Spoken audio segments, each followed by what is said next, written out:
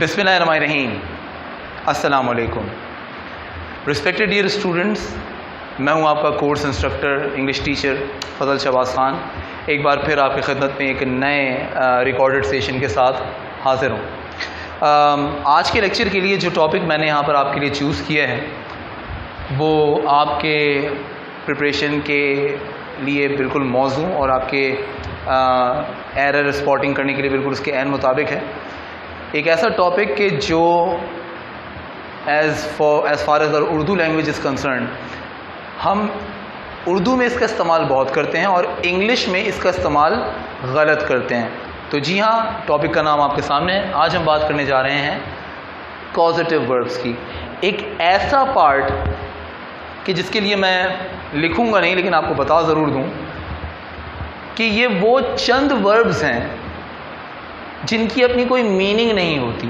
यानी हम एक टॉपिक ऐसा पढ़ने जा रहे हैं जो कि एक मेन वर्ब के होते हुए एक और वर्ब लगाने के लिए है। यानी ऐसे 4 वर्ब्स हैं, कम से कम 3, ज़्यादा से ज़्यादा 4, जिनको हम मीनिंगलेसली, मीनिंग नहीं होती, मीनिंगलेसली मेन वर्ब से पहले पुट करते हैं, रखते हैं, ताकि हम एक नया टर्म जनरेट कर सकें। मसलन एक जुमला है, पॉजिटिव से हटकर एक आम जुमला है, उसने अपना घर साफ किया, ही क्लीन्ड हिज हाउस। जुमला क्या बना, गौर करिएगा। पहले एग्जाम्पल दूंगा, फिर उन 4 वर्ब्स की बात करता हूं।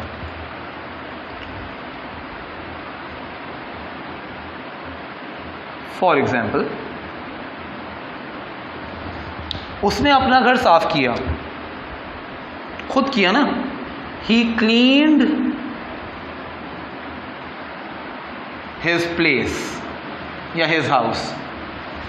ठीक हो गया। अब ध्यान दीजिएगा, कॉजेटिव वर्ब जो कि कम से कम 4 हैं, कौन कौन से? मसलन गेट,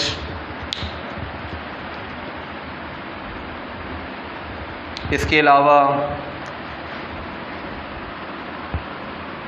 मेक, इसके अलावा हैव। है तो एक और भी, लेकिन हम उसको फिलहाल अलग रखते हैं, लिख देता हूं ताकि एक लिस्ट हमारी बनी रहे। And the last is with different colour, let me write, it is let. ठीक है। अब लेट के अलावा गेट, मेक और हैव, देखा जाए तो इनमें से कोई भी ऐसा वर्ब नहीं है जिसकी अपनी मीनिंग ना हो। लेकिन अगर मुझे इनमें से कोई भी एक वर्ब लेना है और इस सेंटेंस में लगाना है तो उसका पर्पस क्या होगा और कैसे? इनमें से कोई सा भी एक वर्ब अगर मैंने यहाँ पे ऐड किया, डिस्पाइट कि इसमें एक वर्ब है क्लीन, उसके अलावा, उसके रहते हुए, तो ये साबित करूंगा कि कैसे इसकी मीनिंग यूज़ नहीं होती। अब जैसे ये जुमला, अब इनमें से कोई भी ले लेंगे, फिलहाल कॉन्सेप्ट की बात हम कर रहे हैं, मेन कॉन्सेप्ट की बात बाद में करेंगे। जुमला है ही क्लीन्ड हिज प्लेस, उसने अपना घर साफ किया। अगर जुमला हो, मिसाल के तौर पे, फॉर एग्जाम्पल,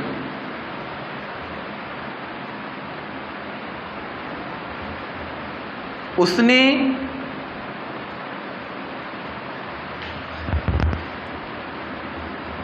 मुझसे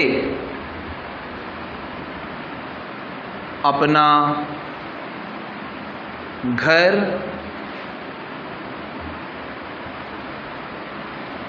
साफ करवाया या करवाया था। मैं शायद उर्दू बहुत छोटी लिख रहा हूं तो आपको देखने में मुश्किल हो रही हो, मैं नज़र देख लेता हूं, मुझे लगता है कि सही है। हाँ, एटलीस्ट क्लियर है। उसने मुझसे अपना घर साफ करवाया। अब चेक करिए, एक जुमला है, उसने अपना घर साफ किया, सब्जेक्ट वो खुद है, लेकिन काम भी खुद किया उसने।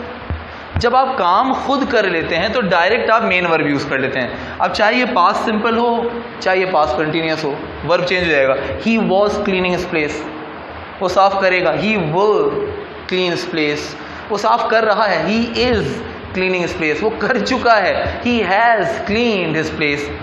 अगर खुद किया हो तो डायरेक्ट वर्ब, लेकिन अगर करवाया हो तो क्या होगा, अगर मिसाल के तौर पे मैं गेट का स्ट्रक्चर यहां पे लिखता हूं, let me talk about get. ठीक है, फर्स्ट ऑफ ये गेट क्या है, बाय नेचर, यानी देखा जाए बाय नेचर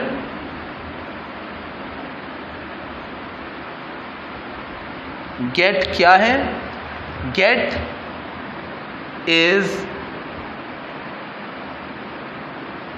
एक्सट्रीमली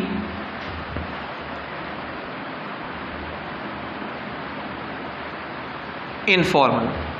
अगर मैं गेट की बात कर रहा हूं तो बाय नेचर गेट क्या है, निहायत इनफॉर्मल है। यानी इसका क्या मतलब हुआ, मैं अपने हमउम्र लोगों से बात करता हूं, अबे तू कर दे तू कर दे, तुझसे करवा देता हूं, ये काम मैं तुझसे करवा देता हूं। ये अगर मेरा लहजा हो उर्दू में, तो इंग्लिश में ऐसे जुमले को मैं गेट की मदद से सॉल्व करूंगा।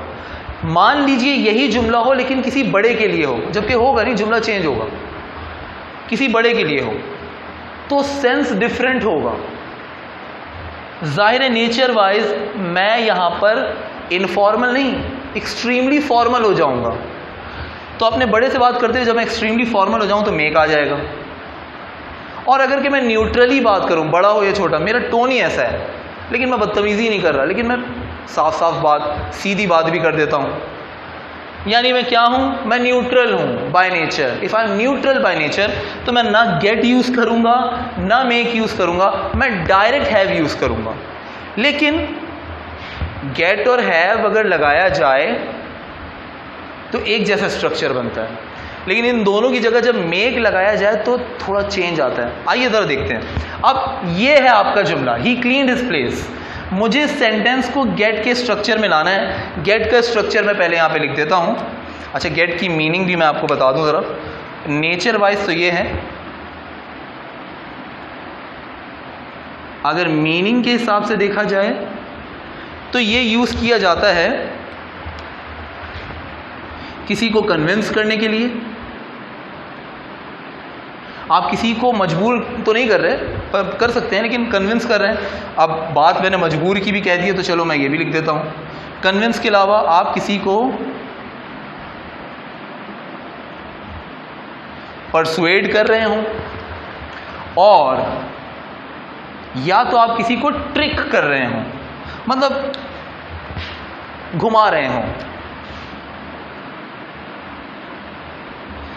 तो ऐसी सिचुएशन में आप गेट का इस्तेमाल करते हैं। मेन स्ट्रीम तो इसकी नेचर है, जब आप अबे कर दे यार, तुझसे ही करवा लूंगा, तो गेट आएगा। लेकिन सेंस क्या है, जब आप किसी को कायल कर रहे हो, किसी को थोड़ा मजबूर भी कर रहे हो, किसी के साथ ट्रिक कर रहे हो, तब आप गेट का इस्तेमाल करते हैं। जैसे कि ये जुमला है, हो गया किसी ने किसी से काम करवा लिया, उसने मुझसे अपना घर साफ करवाया, जुमला चेंज होगा। स्ट्रक्चर है, गौर से देखते रहिएगा, मैं कोई चीज़ मिस नहीं कर रहा, क्योंकि मैं ये चाह रहा हूं कि आप जो सीखें that must be of quality. You must not let it go, don't take it for granted, keep writing at the same time, that's what I have always said. गौर करिएगा, स्ट्रक्चर क्या होगा, स्ट्रक्चर स्टार्ट्स फ्रॉम सब्जेक्ट। हर जुमले में subject होता है, इस पर भी सब्जेक्ट होगा, यानी ही की जगह इस सेंटेंस में कोई और नहीं ले सकता, क्योंकि ही की ही बात हो रही है, तो ही अपनी जगह पे आएगा। ही के बाद अब जो मैंने यहां पर कॉजेटिव यूज करना है, किसी वजह से किसी से काम करवाना। कॉजेटिव का लफ्जी मतलब ही क्या है, किसी वजह से कोई काम निकलवाना। To cause something to happen, to cause someone to do something.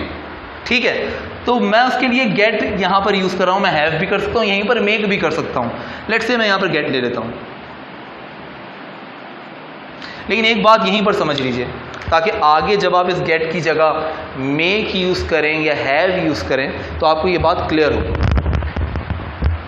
जैसे यहाँ पर पास्ट इंडेफिनिट बना हुआ है ना, और मैंने डायरेक्ट कॉजेटिव का जुमला नहीं था, सब्जेक्ट खुद है, काम भी खुद की है, तो मैंने डायरेक्ट मेन वर्ब लगा दिया। मेन वर्ब सेकंड फॉर्म क्यों हुई, क्योंकि पास्ट इंडेफिनिट है।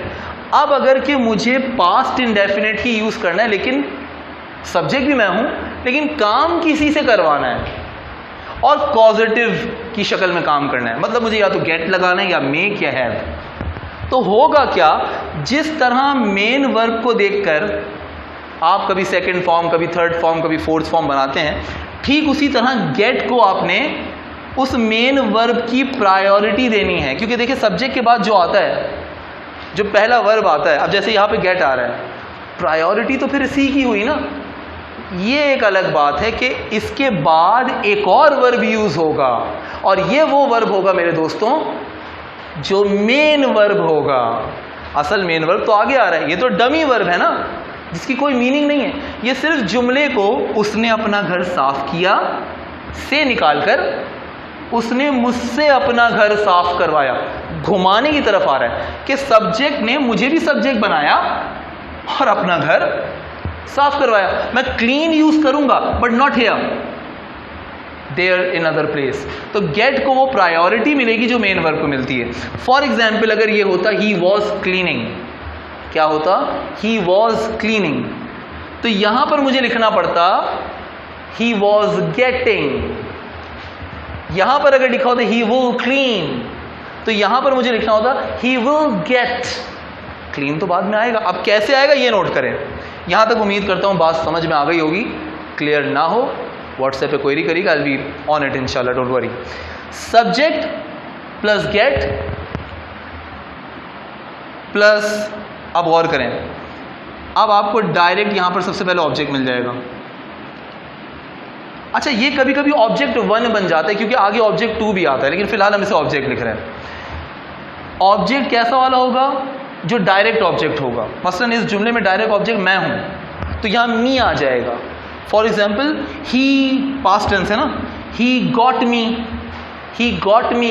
अब रुक जाए, अब चाहे यहां पे गेट लिखा हो या हैव, चाहे गेट लिखा हो या हैव, हमें ऑब्जेक्ट के बाद टू का इस्तेमाल जरूर करना है। क्यों ये बात जोर देकर कह रहा हूं, अभी थोड़ी देर में बताता हूं। और जब भी आप टू लगा लो तो टू के बाद जो आप असल मेन वर्ब यूज करोगे वो तो किसी भी हाल में, हमेशा बात हुई है इस पर, फर्स्ट फॉर्म ही रहेगा, कभी चेंज नहीं होगा। तो जाहिर है कि इसके बाद जो हम वर्ब की फॉर्म यूज कर रहे हैं वो भी फर्स्ट होगी। यानी वर्ब हम यूज करेंगे, ये हमारा मेन वर्ब है, लेकिन वर्ब की फॉर्म फर्स्ट होगी, और टू के बाद तो वैसे ही फर्स्ट फॉर्म आती है। अब क्या है, अगर के जुमले में जगह हुई, गुंजाइश हुई, तो यहां पर आपका ऑब्जेक्ट नंबर 2 आ जाता है।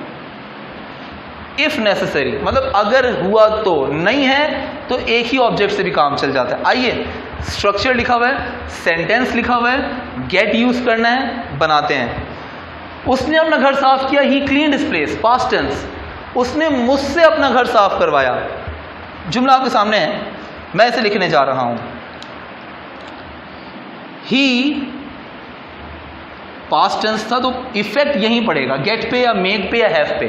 ही गॉट मुझसे, ही गॉट मी टू साफ करवाना। अब तो फर्स्ट फॉर्म है, यहां का इंपैक्ट तो यहां लग चुका है।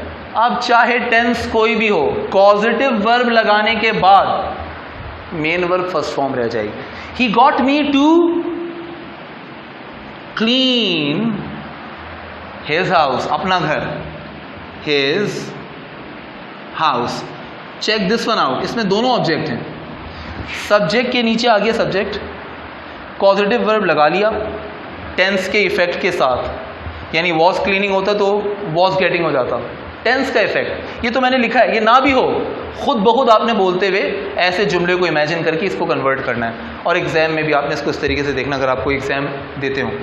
ही गॉट मी, सब्जेक्ट के नीचे सब्जेक्ट, गेट के नीचे फॉर्म आ गई इसकी, ऑब्जेक्ट नंबर 1 आ गया मी, टू वर्ब की first form main verb clean, object number 2 his house बन गया। He got me to clean his house. इसे नोट कर लें ताकि मैं इसमें भी कुछ रिमूविंग करूं। Giving you just about how much 30 seconds. उसके बाद इसे रिमूव करके बढ़ते हैं आगे, एक सवालिया जुमला भी बनाते हैं।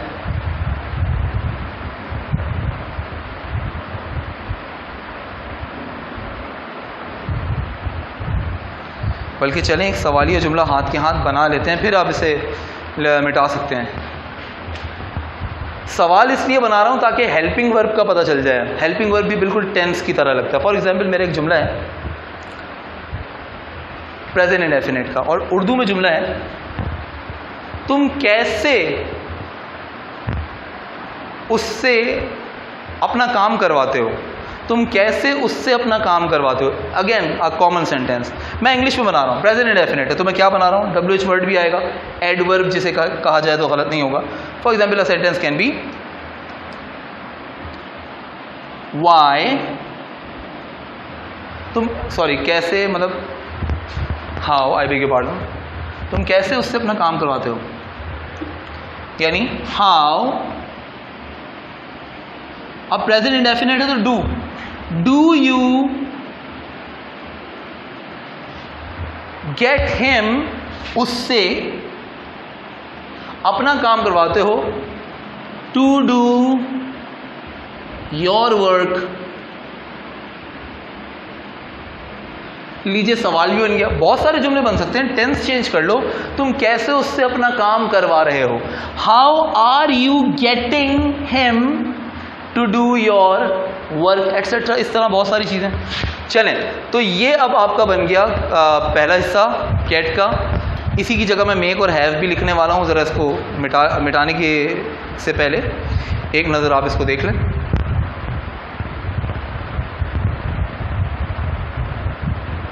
ऐसे और भी जुमले अगर आपके जहन में आते हों तो बराए मेहरबानी आप उसे मुझसे शेयर करें, ठीक है ना।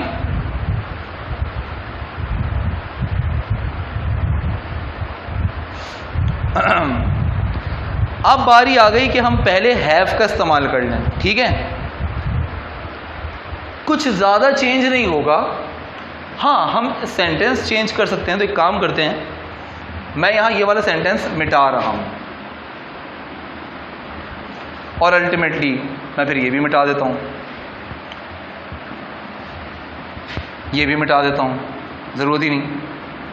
नए जुमले लिखने वाले हैं, लेकिन अगर स्ट्रक्चर की बात पहले करें तो वो किस तरह होगा। और कुछ चेंजेस और भी हैं नेचर और मीनिंग वाइज भी। पहले हम बात कर रहे हैं हैव की।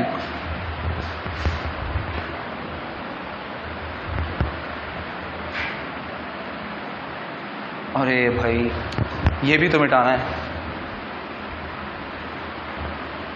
चलें, सब दोबारा से लिखते हैं।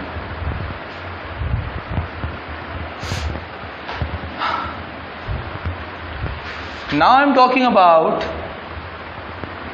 have as my premier verb. अच्छा, अब करिएगा प्लीज गौर। हैव यहां पे बाय नेचर क्या है, पहले इसको समझ लेते हैं। जी हाँ, by nature like I said before, this one is extremely informal and this one is extremely formal. This one is extremely formal, this one is neutral. So by nature ये आपका न्यूट्रलाइज्ड है, यानी न्यूट्रल जोन में चला आता है, ठीक है।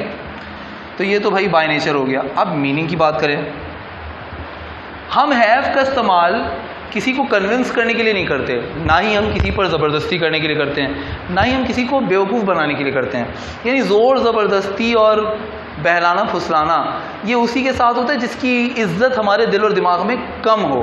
हम जिसको समझते हैं ये कर लेगा, दोस्त है ना अपना, तभी तो हम गेट यूज़ करते हैं। अगर आप मीनिंगफुली सोचें, हम हैव का इस्तेमाल करते हैं जब हम किसी को काम का समझते हो, समझदार, मतलब हम किसी को समझते हो कि वो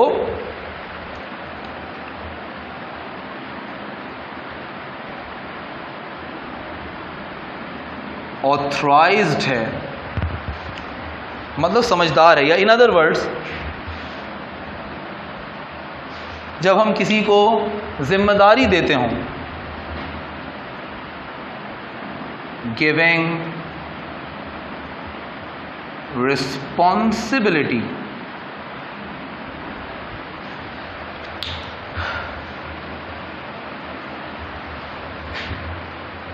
तो ऐसी सूरत में हम हैव का इस्तेमाल करते हैं। तो बड़ा फ़र्क है। गेट कन्विंस करना, ट्रिक करना, जोर देना, मतलब अगले के बारे में यकीन होना कि ये तो मानेगा ही मानेगा। हैव इज्जत से मामला तय कर लेना, लेकिन इज्जत से ऐसे कि एक तरह से हुक्म ही चलाना।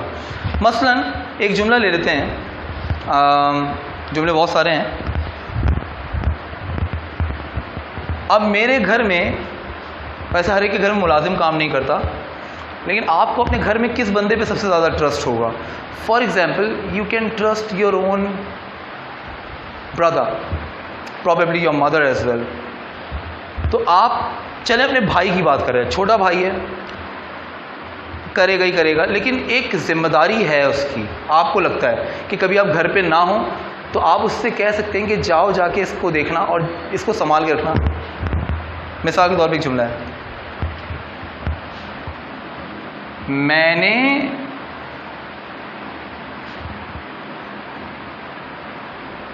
अपना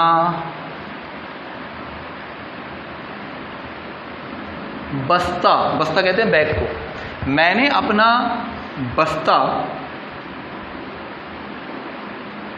अपने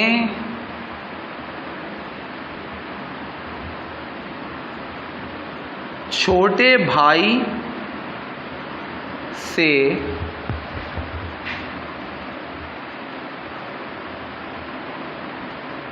अब जुमला क्योंकि इस ऑर्डर में लिखा है तो इसलिए मैं इंग्लिश वाला चेक उर्दू में लिख रहा हूँ।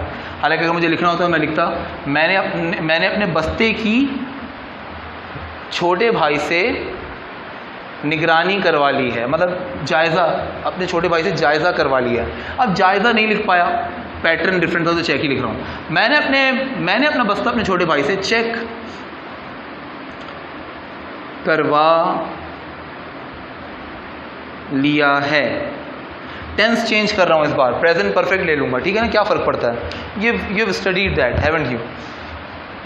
लेकिन मेरा स्ट्रक्चर अब क्या होगा? सब सेम है, सब कुछ सेम है, सिर्फ यहाँ गेट की जगह पर मुझे हैव लगाना होगा। यानी मैं इवन ये टू भी नहीं हटाऊंगा, सब सेम रहेगा।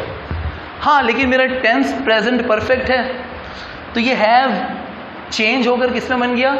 Have had. यानी ये जो हैव है ये तो पॉजिटिव वाला हैव है ना, ये तो थर्ड फॉर्म में कन्वर्ट हो जाएगा। समझने वाली बात है। अगर मैं प्रेजेंट परफेक्ट का जुमला बना रहा हूं तो इस हैव ने तो वैसे ही थर्ड फॉर्म हैड बनना है। तो प्रेजेंट परफेक्ट का अपना हेल्पिंग वर्ब क्या है? उसका अपना हेल्पिंग वर्ब हैव ही तो है। हाँ, ये एक अलग बात है कि कभी हैव लगेगा तो फिर कभी हैज़ भी लगता है। आर्टिफिशियल और रियल आप पढ़ चुके हैं। अब गौर करिएगा, तो ये जुमला क्योंकि प्रेजेंट परफेक्ट है इसलिए मैंने लिख दिया, वरना सब कुछ तो सेम है। अब चेक करते हैं। मैंने अपना बस्ता अपने छोटे भाई से चेक करवा लिया। Let's have a sentence now. I have, अब ये वाला हैव नहीं है, ये है टेंस वाला have, present perfect. Please confusion मत करिएगा इसमें। ये जो मैंने हैव लिखा है ये टेंस को देख के लिखा है। अगर मेरा टेंस प्रेजेंट परफेक्ट होता ही नहीं तो मैं इसकी जगह कुछ और लिख रहा होता या कुछ नहीं भी लिख रहा होता। मसलन अगर होता मैंने अपना बस्ता अपने छोटे भाई से चेक करवाया था, पास्ट, निकाल देता मैं इस हैव को, मैं डायरेक्ट ये वाला हैव हैड बना देता, है ना। But that's based on logic. कोई सवाल हो तो पूछिएगा। आई हैव, ये परफेक्ट वाला आ गया। अब ये जो हैव है ये मुझे थर्ड फॉर्म में लिखना है, ये मेरी मजबूरी है। ये कॉजेटिव वाला हैव आ गया जो हैड बन गया। Don't get confused yet again. Tense की वजह से मुझे इस हैव को प्रेजेंट परफेक्ट वाले हैव के बाद में लिखना पड़ा, तो वो तो वैसे ही थर्ड फॉर्म होगा, इसलिए उस हैव की शक्ल मजबूरन हैड हो गई। आई हैव हैड हु, मेरा छोटा भाई, my younger brother. I have had my younger brother what? To check. Main verb तो चलो मैंने उर्दू में भी इंग्लिश ही वाला लिखा था तो सेम कॉपी होगा। I have had my younger brother to check what? Object number 2, my bag. Bag को सैचल भी कहते हैं और ये स्पेलिंग वाइज SACHEL होता है। आपने शायद इसको पढ़ा भी होगा। अगर सेकेंड ईयर के डेज़ याद हैं तो वहाँ पे द 7 एजेस ऑफ मैन के अंदर भी आपने पढ़ा था। जब बच्चा स्कूल गोइंग हो जाता है तो अपने सैचल को लेकर unwillingly creeping like a snail, कीड़े की तरह रेंगता हुआ स्कूल की तरफ जाता है ना चाहते हुए। खैर ये पढ़ा था, पुरानी बात है। So that's how you make sentences of have. ऐसे और भी जुमले हैं जो आप खुद से ट्राई कर सकते हैं। Giving you a few seconds to write it down as we talk about the second last element. वैसे इसका मुझे लगता है कि पार्ट 2 बना लेना चाहिए क्योंकि टाइमर लगा हुआ है।